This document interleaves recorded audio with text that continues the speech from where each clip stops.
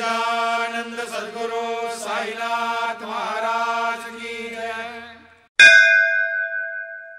ஸ்ரீ குருவின் புகழை எவ்வாறு பாடுவேன்? எந்தக் கண்களால் உன்னை காண்பேன்? மங்களமான நாமத்தை எவ்வாறு அழைப்பேன்? இதயத்தில் உன்னை எங்கு வைப்பேன்? எனக்கு புரியவில்லை இதுவரை இந்த நியமம். உனக்கு எவ்வாறு சேவைவேன்? ஸ்ரீ குருவே அந்த சுபபாதையை காட்ட வேண்டும். ஸ்ரீ குருவின் புகழை எவ்வாறு பாடுவேன்? உனது செயல்கள் நிகழாதவை. உனது வாயிலிருந்து வரும் வார்த்தைகள் வேதச் சொற்கள். உயிரினம் மனதில் குறித்து கொள்ளவும் அழிவில்லாத மகிழ்ச்சியின் கருவூலம் கிடைத்ததேன். எனக்கு புரியவில்லை இதுவரை இந்த நியமம். ஸ்ரீ குருவே அந்த சுபபாதையை காட்ட வேண்டும். இந்த உணர்வில் நீ எனது காப்பவன். வேறு எந்த ஆழ்ந்த சிந்தனை எப்போதுமில்லை.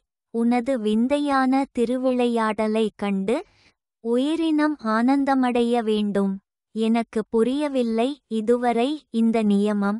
ஸ்ரீ குருவே அந்த சுபபாதையை காட்ட வேண்டும். உலகில் பல புனிதர்கள் தோன்றினர். ஆனால் என்னால் அவர்களை தரிசிக்க முடியவில்லை. தாசியின் கலங்கிய இதயமறிந்து உனது தரிசனத்தை அருளினாய் இன்று. எனக்கு புரியவில்லை இதுவரை இந்த நியமம். ஸ்ரீ குருவே அந்த சுபபாதையை காட்ட வேண்டும். श्री सच्चिदानंद सद्गुरु साईनाथ महाराज की जय।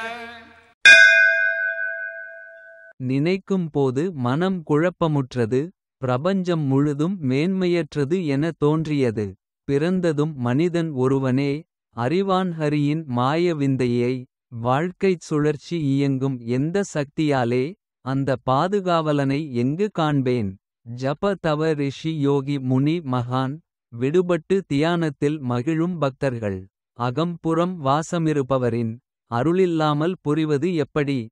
ஹே குருதேவா தாசன் ஞான சூனியம். கையில் ஏந்திக் கொள்ள இப்பொழுது என்னை.